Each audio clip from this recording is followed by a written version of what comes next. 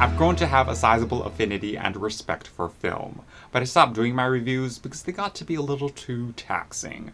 However, after taking a moment to reflect, I realized this is still something I very much wanted to do, just on a less involved scale. Thus, the creation of these movie roundups. In this series, I'll be giving abridged reviews of movies and the occasional show I've completed within recent memory. They might not necessarily be the most current, but I feel they are worthy of discussion nevertheless. In this movie roundup, I'll be talking about A City of Animals and two very different children's storybooks come to life.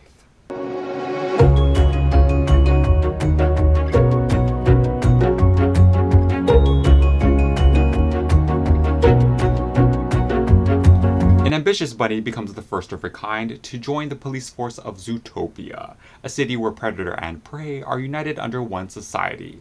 Eager to prove herself, she enlists the help of a sly fox to solve a string of civilian disappearances. I initially wasn't planning on seeing Zootopia based on its lackluster promotional efforts, but I eventually gave in to the level of chatter, and boy did it live up to the hype.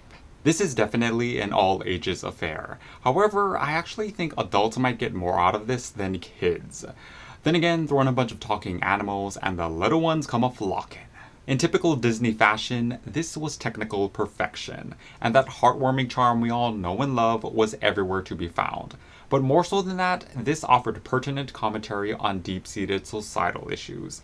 To open a conversation about such adult themes without ever coming off as overbearing or preachy is most commendable. The whole lineup of characters and their voice actor counterparts were great. But without question, my favorite character, and dare I say, one of the best characters to come out of Disney in a good long while, was the scheming fox Nick Wilde, voiced by Jason Bateman. He carried himself with a cool confidence that could have easily skewed towards conceited or snarky, but instead came off as chill and super likable. Also, his backstory was about the most heartbreaking thing ever. As successful of a character as Nick was, the movie succeeded because of his interplay with Judy Hopps, voiced by Ginnifer Goodwin. You have these two characters who are dissimilar on nearly every level, yet they wonderfully complemented each other by delivering the push and pull partnership indicative of any good buddy cop movie. The one missed opportunity was the lack of diversity within Zootopia, as seen by its citizens who, for whatever reason, were exclusively mammals. It's hypocritical for a city that professes to be founded on inclusivity to represent such a small portion of the animal kingdom. Food for thought for that sequel, just saying. I rate Zootopia Mega Level! Its bravery bolstered itself to new heights, and I can only hope its messages will empower people to keep fighting the fight for change.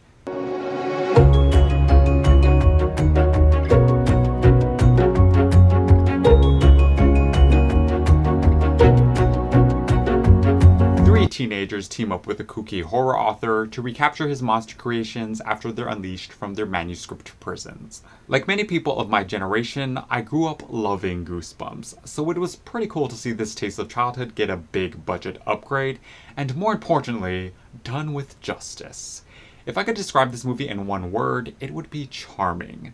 This is one of those live-action family adventure flicks that seem to have died out within the past decade, and I welcomed it with the openest of arms. The setup allowed for a wide range of Goosebumps lore to be utilized, while making room to poke fun at itself as well as the tropes of its genre. From what I remember, the books were pretty creepy, so I wish this had taken things to a similar vein, then it really would have played out like its own R.L. Stine novel. Which brings me to my next point.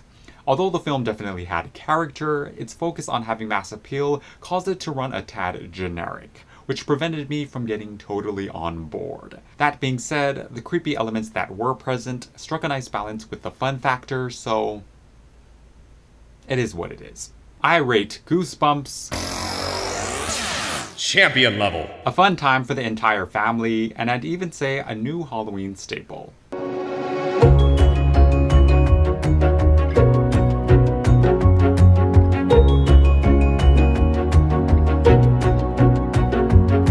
Suffering the devastating loss of her husband, a woman struggles to manage her grief and her troubled son, all while being tormented by a bedtime story monster inexplicably come to life.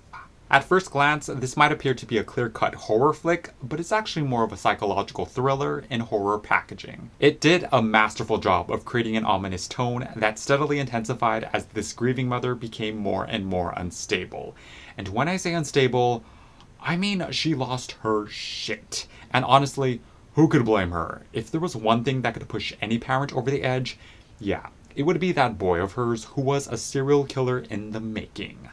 Endearing, but that doesn't make his future victims any less dead. With such a simple character-driven story, it fell on the two leads to carry this film.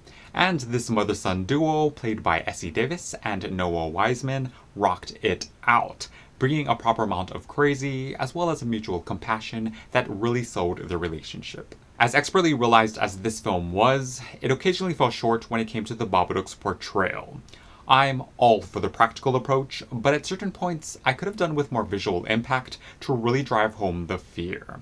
Which, by the way, was well within their low-budget means of executing. This issue carried over to one of the noises the Babadook made, which was a stock T-Rex sound effect I've heard 100 times over in cartoons and tacky monster movies.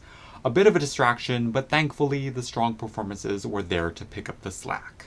I rate the Babadook Ultimate level! A well-crafted exploration of grief with plenty of thrills to keep one satisfied. That about does it for this movie roundup. Thank you for spending this time with me. See you in the next one, folks.